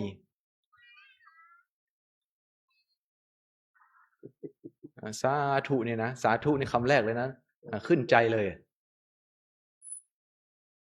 นะครับให้แล้วไม่หวังอย่างจาคะสละแบ่งปันให้คนแล้วก็ดูคนนะครับให้คนดูคนไหนควรให้ไม่ควรให้นะครับสักแต่ให้ไปเลยก็ไม่ได้ปัจจุบันนี้นะเพราะบางทีเราให้ไปเนี่ยเราไม่รู้ว่าสุดท้ายแล้วเนี่ยนะครับเขาจะนำสิ่งของเราที่เราให้ไปเนี่ยไปใช้มันเกิดประโยชน์หรือว่าเป็นผลดีหรือไปใช้มันเสียประโยชน์ซึ่งเรียกว่าสิ่งที่ไม่ดีเนี่ยเราไม่ทราบ นะครับแต่เราสามารถมองวิเคราะห์ดูสถานการณ์ได้ว่าเมื่อเราให้ไปแล้วโอเคแหละมาขอซื้อข้าวให้ซื้อข้าวขอซื้อน้ำให้ซื้อน้ำหรือมาขอข้าวให้ข้าวนะครับเราต้องให้แบบผู้ใหญ่ถ้าให้แบบเด็กนี่เคยเห็นไหมครับเวลาให้เด็กเนี่ยเวลาให้กล่องข้าวนะครับเปิดมาปุ๊บนะครับถ้าไปข้าวมันไก่นี่ข้าวเหลือนะครับแต่ไก่หมดอย่างเงี้ยเป็นต้นครับไซส์กินแต่ไก่นะครับอันนี้ก็ชี้ให้เห็นนะครับชี้ให้เห็นว่าบางท่านอย่างการให้วกกลับมาที่เดิมอีกอย่างการให้นะครับให้ไปแล้วไม่หวังจะให้ไปแล้วสละไปแล้วแบ่งปันไปแล้วโดยไม่ได้หวังผลตอบแทนว่าให้ไปแล้วสาธุอธิษฐานขอให้ร่ำให้รวยอย่างนี้เป็นต้นเขาไม่มีในตรงนั้นครับให้ไปแล้วจบก่อนให้ใจยินดีขณะให้ใจยินดีหลังให้ก็มีใจชุ่มใจชื้นขึ้นมานะครับมันก็เป็นการลดความตนีของตัวบุคคลด้วยบางคนตนีครับให้ไปแล้วก็เสียดายก่อนให้ก็เสียดายจะให้ก็เสียดายนะครับให้ไปแล้วก็ยังคิดเสียดายอีกท่านถึงบอกว่านี่แหละคนที่มีความตนีเนี่ยจะบรรเทาความตนีได้ก็ด้วยการให้นี่แหละนะครับเริ่มจากการให้สิ่งน้อยก่อนก็ขยับไปวันนี้เท่านี้วันหน้ามากขึ้นนิดนึงนะครับต่อไปมากขึ้นนิดนึงอย่างนี้เป็นต้นนะครับอันนี้เป็นการบรรเทาสำหรับคนไหนที่ท่านเรียกว่าเป็นคนที่หวงของหวงแหนตนีก็เริ่มจากการให้สิ่งเล็กๆน้อยๆนี่ไปก่อนมันชินครับเพราะมันเคยชินปุ๊บนี้มันติดเป็นนิสัยเอาไปแล้วเอาไปอีกเอาไปแล้วไปอีกเนี่ยเอาไปเลยโอ้ยมันน้อยเกินเอาไปอีกไม่อิ่มอย่างเงี้ยนะเป็นต้นนี่ก็ยกตัวอย่างนะครับให้ไปแล้วไม่หวังนะครับแต่ถามว่าผลของมันล่ะมีไหมผลของมันก็มีนะครับมีเหมือนกันมีเหมือนกันนะครับอย่างที่พูดไปอย่างที่ยกตัวอย่างผมว่าถ้าเราปลูกข้าวนะมีหรือถ้ามีหรือจะไม่ได้ผลไม่ได้เก็บผลผลิตไม่ได้เก็บไม่ได้เกี่ยวไม่มีอย่างที่บอกไปว่าทำนาข้าวก็ต้องได้ข้าวแต่ต้องรอเมื่อถึงเวลาเราไม่สามารถที่จะไปเร่งได้นะครับโอ้โหปลูกวันนี้นะครับพรุ่งนี้ตื่นมาต้องออกรวงไม่มีนะครับไม่มีนอกจากถั่วงอกถั่วงอกนี่ไม่แน่นะครับแต่เมื่อถึงเวลาก็เก็บเกี่ยวครับบุญก็เหมือนกันเมื่อให้ไปแล้วไม่ได้หวังผลเมื่อถึงเวลาสมควรก็สนองกลับมาหาเราเหมือนกันนะครับท่านถึงบอกว่าให้สิ่งที่น่าปรารถนาหรือให้สิ่งที่น่าชอบใจก็สิ่งนั้นก็สุดท้ายก็ต้องย้อนกลับมานะครับหาผู้ให้เหมือนกันนะครับนี่อันนี้ก็เป็นสิ่งที่ได้นำมาให้ญาติโยมได้ฟังถึงบอกว่า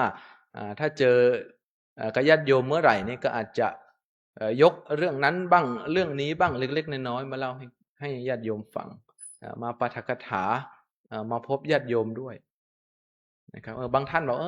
เคยฟังแล้วนะครับก็ไม่เป็นไรอันนี้ก็ไม่เป็นไรเหมือนดอกบัว4เหล่านะครับเหล่าที่3อย่างเงี้ยนะครับต้องคอยนะครับมันไม่กระจ่างแจ้งวันนี้กับวันหน้านะไม่วันหน้าก็วันต่อไปไม่ชาตินี้กับชาติหน้าละกันนี้เป็นต้นนะครับแต่มันก็เป็นอุปนิสัยในคราวข้างหน้าไปนะครับเพราะฉะนั้นวันนี้ก็ได้นำเรื่องของการให้นะครับหลายอย่างก็มาเล่าให้ญาติโยมฟังเพราะฉะนั้นวันนี้ก็พูดไม่มากนะโยมเนาะก็เอา พอสมควรนะครับอย่างที่ได้บอกไปว่าอานิสงส์ของการฟังก็มีอยู่นะครับอย่างประการแรกเลยผู้ฟังก็ย่อมได้ฟังสิ่งที่ไม่เคยฟังอันนี้คืออานิสงส์ประการที่หนึ่งประการที่สองครับย่อมเข้าใจสิ่งที่ได้ฟังแล้วประการที่สามย่อมบรรเทาความสงสัยได้อย่างประการที่สี่ก็ย่อมทำความเห็นให้ถูกต้องแล้วก็ประการที่ห้าจิตของผู้ฟังย่อมเลื่อมใสครับด้วยเดชแห่งบุญอันเกิดจากการนมัสการพระรัตนตรัยและการรับฟังปาฐกถาดังที่ท่านกล่าวมาแล้วขอข้าพเจ้าและผู้ฟังปาฐกถาทุกท่านที่อยู่ในที่นี้จงเป็นผู้มีอันตรายอันถูกห่วงบุญกำจัดไปแม้ในที่ทุกสถานเหมือนกันทุกคนทุกท่านเทินอันธมยังสาธุกลังกโลมาเซสาธุสาธุสาธุในนามพระเดชพระคุณหลวงพ่อทั้งสองพระภิกษุสามเณรอุบาสกอุบาสิกาเมชฌิโยคีผู้ปฏิบัติธรรมก็ขออนุโมทนากับท่านพระมหานรงค์ฤทธิ์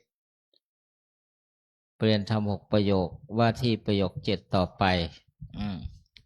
ที่ได้ให้ธรรมะเป็นทานกับญาติโยมซึ่งเนื้อหาสาระก็ยังประโยชน์ให้สำเร็จท่านมหามาทางนี้อาจารย์ท่านมหานรงค์ฤทธิ์บูชาการปัด6ขออภัยญาติโยมอาจจะมองไม่เห็นอาตมานะไม่ใช่อาตมาไม่ใช่พระอรหันต์แล้วได้ยินแต่เสียงแล้วก็ไม่เห็นตัวนะไม่ใช่นะพอดีเสามันบังไว้เนี่ยเห็นหรือยัง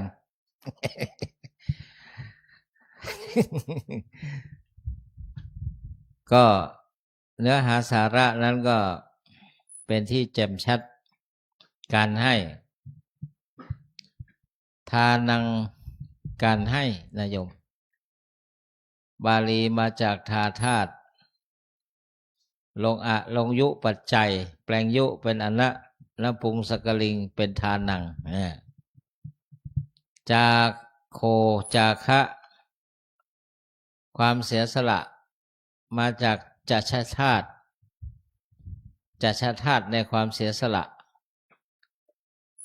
ก็บางทีก็ลงณปัจจัยนี่ศรัทธาญาติโยมท่านทั้งหลาย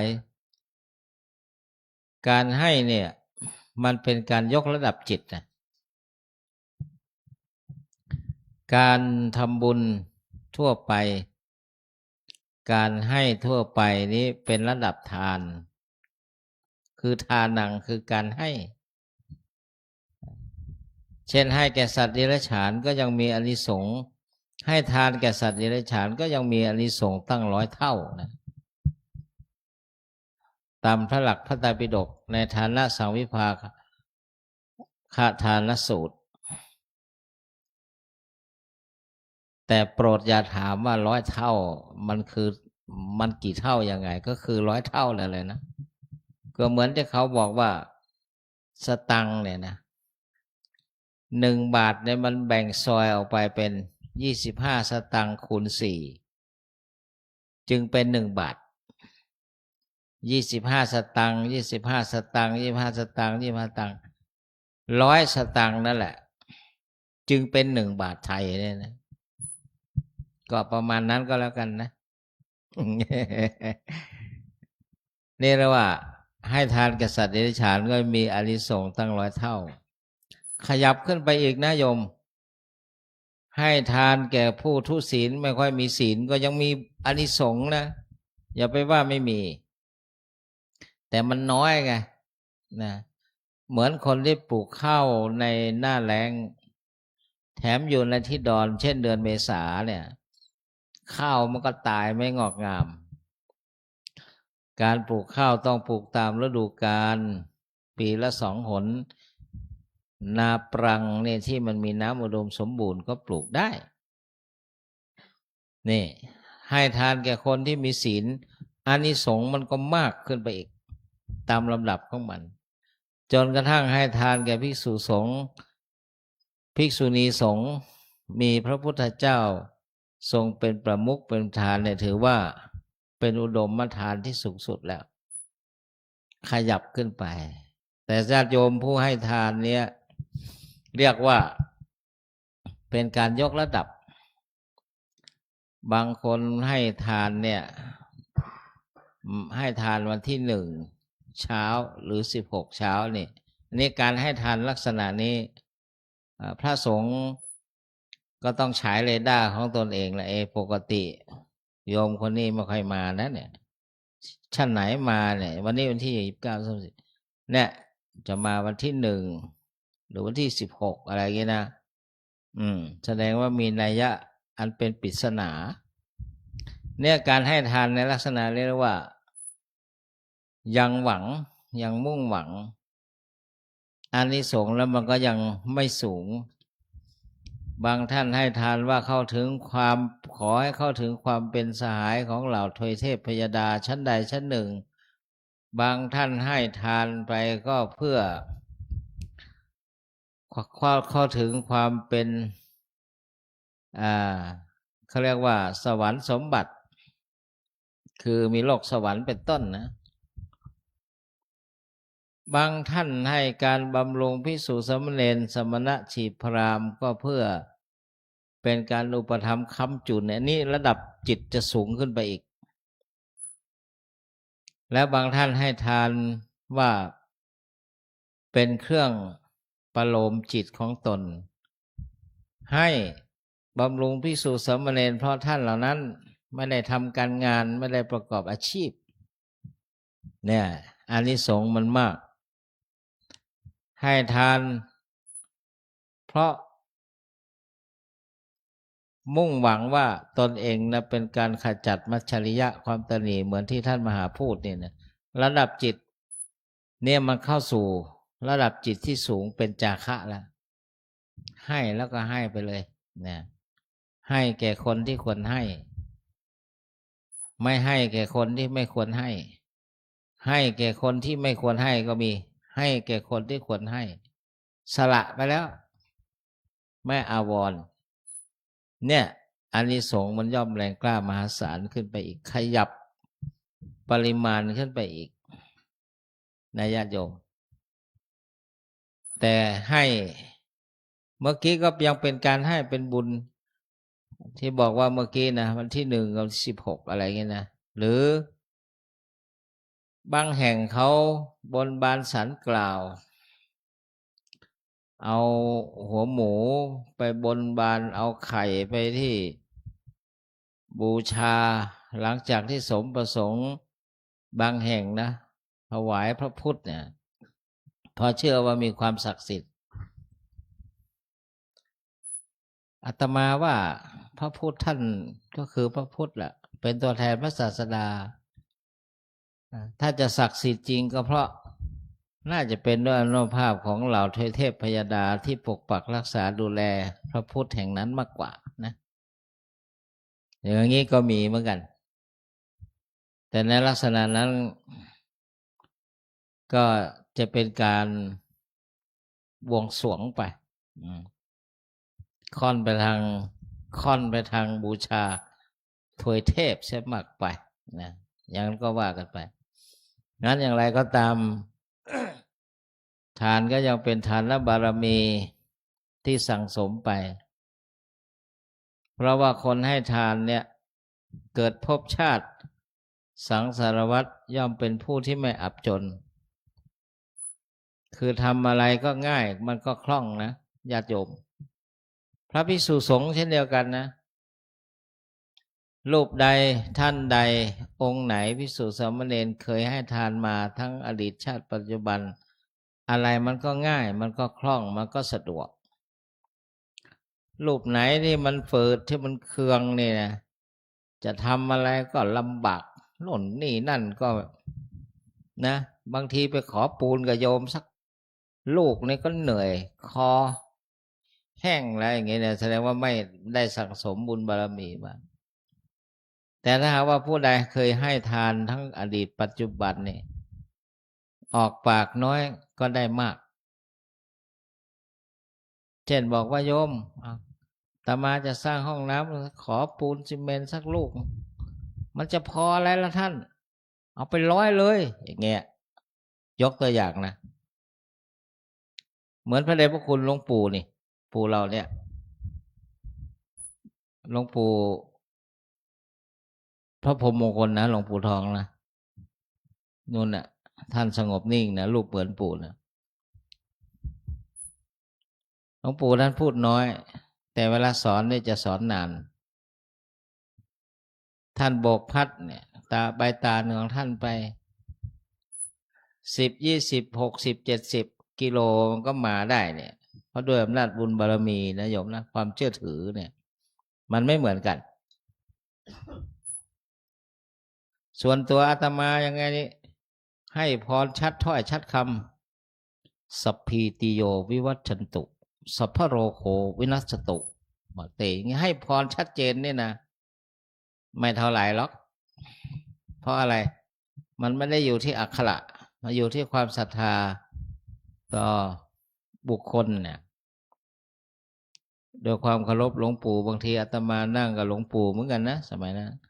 หลวงปู่ให้พรเบาได้ยินบ้างไม่ได้ยินบ้างยะถาวริวหาปุราสติเวทอายุวโนสุขังพลังโยมก็ถวายได้แล้วเนี่ย10 กิโลเลยนะองค์นี้ไม่เคยไม่มีสักกิโล โยมถวายกับปิยพันธ์ปัจจัย10,000เนี่ยมันไม่มีง่ายนะปิยพันธ์ปัจจัย5,000ก็นั้นนานทีหนึ่งบางทีก็1,000เนี่ยก็โอ้ก็พออันนี้อยู่500เนี่ยก็พอได้นะเอาไปสร้างถาวรวัตถุอย่างอื่นนี่นะมันไม่เหมือนกันนะโยมอันนี้เรียกว่าระดับจิตระดับการสั่งสมมาระดับการให้นี่ไม่เหมือนกันหลวงปู่เคยเล่าให้พวกเราฟังนะครูบาอาจารย์และต่างหลวงพ่อก็ได้ยินไปบิณฑบาตที่พม่าบิณฑบาตมีพระรูปหนึ่งไม่ได้อะไรเลยขอหลวงปู่ก็เมตตาท่านเล่านะอาตมาก็ลืมถามหลวงปู่จริงๆเนี่ยอาจารย์ให้ทั้งบาทเลยอาจารย์ฮื้อตึงบาทเลยก็ลืมถามไปว่าคำว่าให้ทั้งบาทฮื้อตึงบาทหลวงปู่นี่คือถวายพร้อมบาทหรือเปล่าแล้วพรุ่งนี้หลวงปู่จะเอาบาทที่ไหนไปบิณฑบาตลืมถามจริงๆคำว่าให้ทั้งบาทนี่น่าจะเป็นอาหารนะแต่หลวงปู่ทำมืออย่างนี้อาจารย์ฮื้อตึงบาทเลย เราก็ไม่กล้าถามตอนนั้นนะความเกรงใจหลวงปู่นะนั้น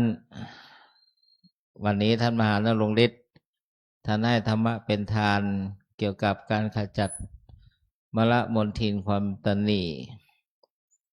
พระพุทธเจ้าให้ความชนะไว้นะอโกเทนะชิเนโกทังพึงชนะความโกรธด้วยความไม่โกรธมันยากอยู่นะมันก็ค่อยๆไปนะเราเดินอยู่ดีๆใครมาเหยียบเท้าเรามองหน้าอย่างนี้จะโกรธไม่โกรธจะกำหนดได้หรือไม่ค่อยว่ากันทีหลังสมมตินะนั้นพึงชนะความโกรธด้วยความไม่โกรธเกลือจิ้มเกลืออาสาทุงสาธุนาชิเนพึงชนะคนไม่ดีความไม่ดีด้วยความดีทาเนนะมัชชิเนมัชชริยังทาเนนะทาเนนะมัชชริยังชิเนชิเนมัชชริยังทาเนนะพึงชนะความตระหนี่ด้วยการให้ก็ค่อยขจัดออกไปนะโยมขจัดออกไปเป็นการฝึกฝนจิตของเราไปก็ค่อยชนะไปคนที่ฝึกให้ในเวลาให้มันก็ให้ง่ายมันไม่ฝืดเหมือนน้ำมันเครื่องในเวลาใส่ไปในรถยนต์เนี่ยทำให้เครื่องยนต์กลไกมันเดินไปได้มันไม่อืดนะการฝึกจิตเนี่ยมันก็เหมือนน้ำมันเครื่องรถยนต์อย่างนั้นสัจเจนาลิกาวาทินัง พึงชนะคนพูดจาหล่อแหละไม่มีสัจจะวาจาไม่รักษาคำพูดหรือพูดไปเรื่อยเนี่ยด้วยการพูดคำสัตย์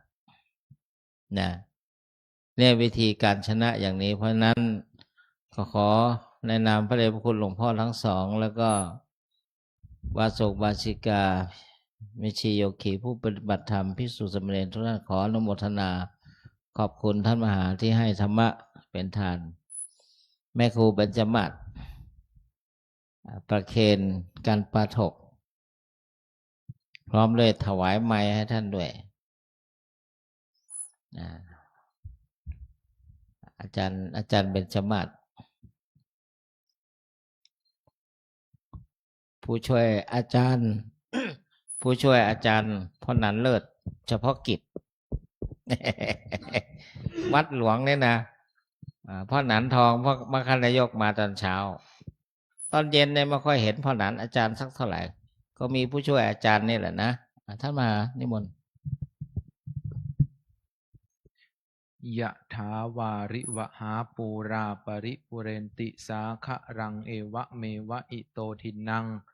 เปตานังอุปกัปปติอิชิตังปฏิตังตุมหังคิปะเมวะสมิจฉันตุสัพเพปุเรนตุสังกปปาจันโทปนะระโสยะถามะนิโชติระโสยะถาสพพีติโยวิวัชชันตุสัพพะโรโควินัสสตุมาเตภวัตวันตรายโยสุขีทีคายุโกภวะอภิวาทนสีริสะนิจจังวุธาปจายโนจัตตารโอธรรมาวัฏันติอายุวันโนสุขังพะลัง สาธุสาธุสาธุ สัพพะโลกเวเนโมโตสัพพะสันตาปวาสิโตสัพพะเวรมเตกันโตเนปโตจตุวังสัพเพติโยเววัชชันตุสัพพะโลกเวนัสตุมาเตภวัตวันตรายโยสุขิเดกายุโกภวะอภิวาทนาสิเลสเนจังวุฒาปัจจายโนจัตตารโอธรรมาวัฏันติอายุวันโนสุขังภะลัง สาธุสาธุสาธุ นิมนต์ท่านมหานำ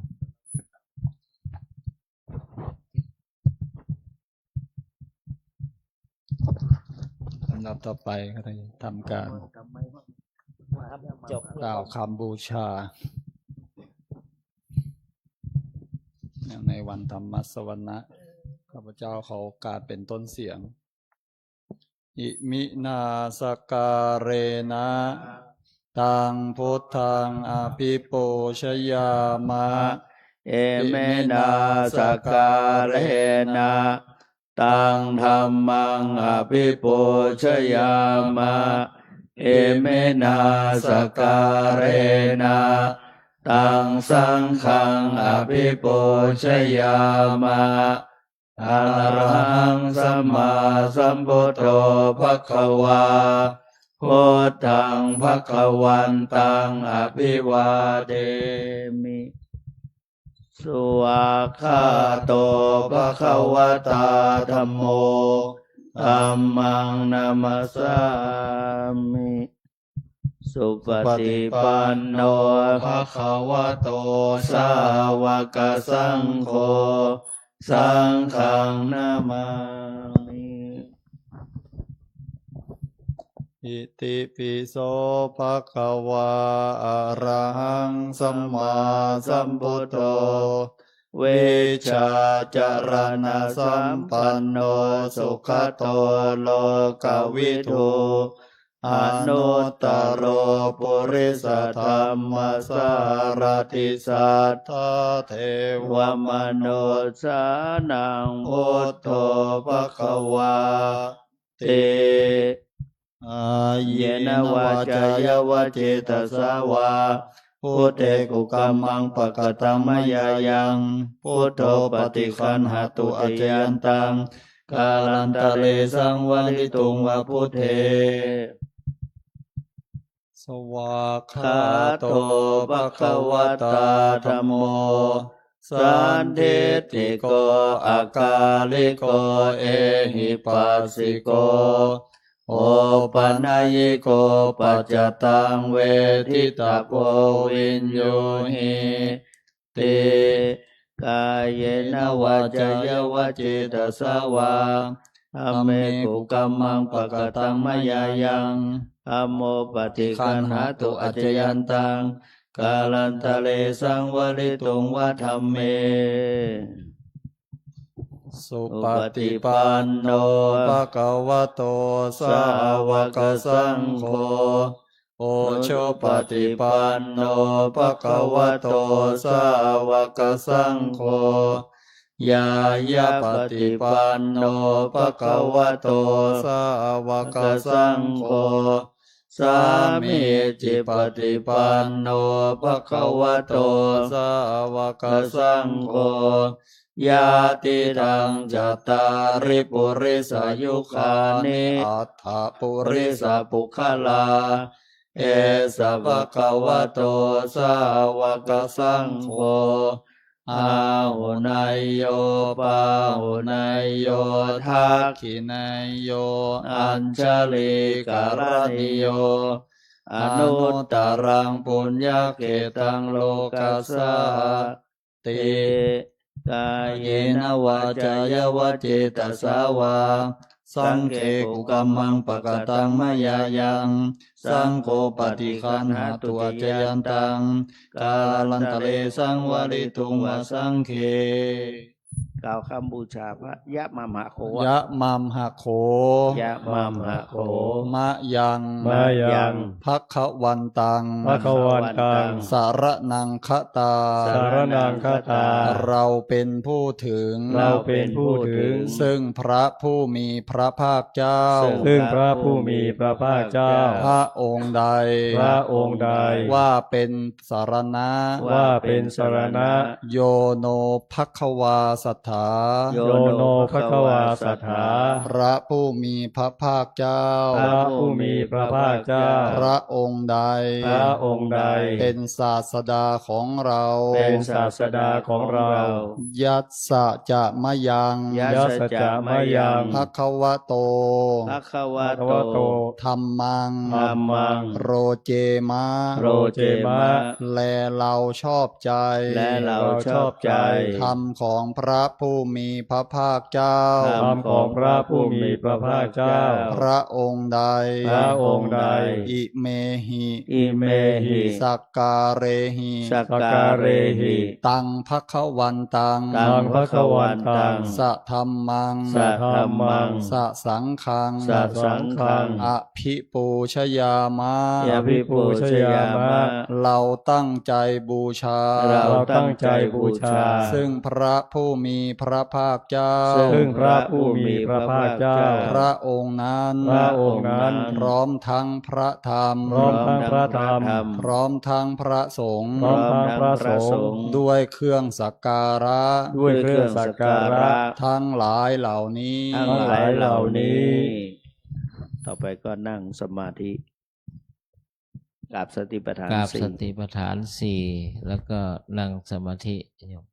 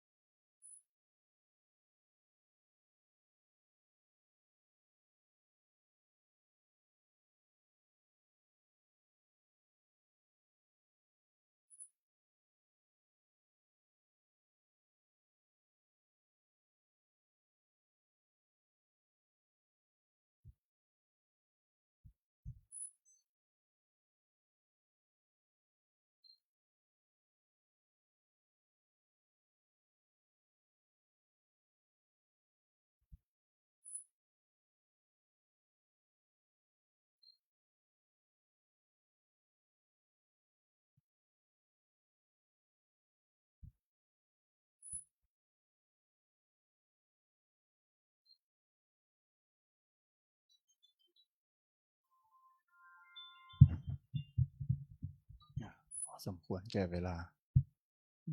ลำดับต่อไปกรวดน้ำแบบพื้นเมือง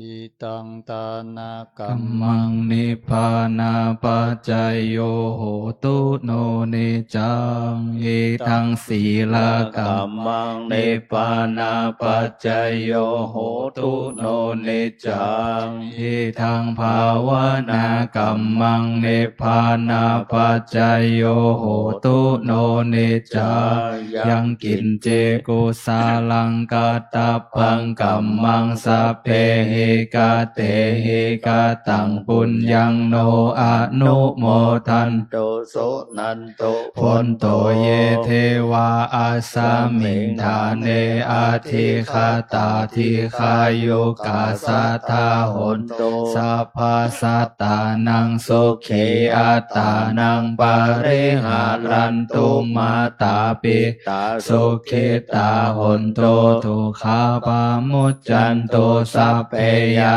ติกาสุขิตาหนโตทุกขาปามุจจันโตสัพเพอะยาติกาสุขิตาหนโตทุกขาปามุจจันโตสัพเพปิสาสัพเพยาคาสัพเพเปตาสุขิตาหนโตทุกขาปามุจจันโตสัพเพนักขตาสุขิตาหนโตทุกขาปามุจจันโตสัพเพเทวาสุขิตาหนโตทุกขาปามุจจันโตสัพเพอาจาริโยปัจจายาสุขิตาหนโตทุกขาปามุจจันโตสัพพสัมปตินังสามิชันตุโววันทา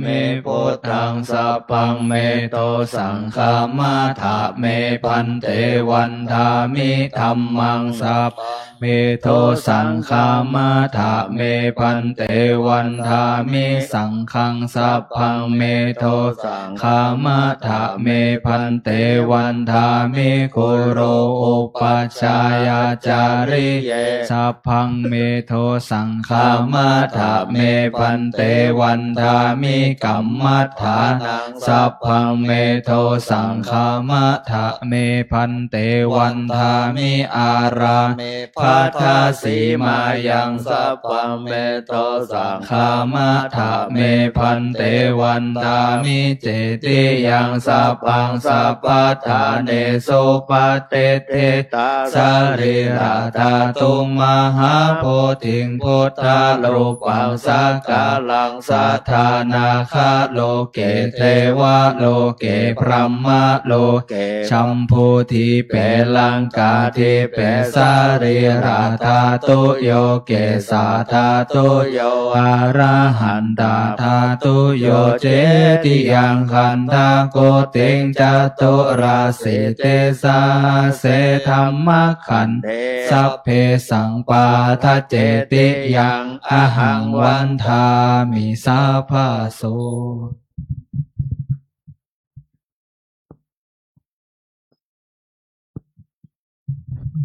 ตาเมพันเตสัพพังอาปัลลาทังคามาถาเมพันเต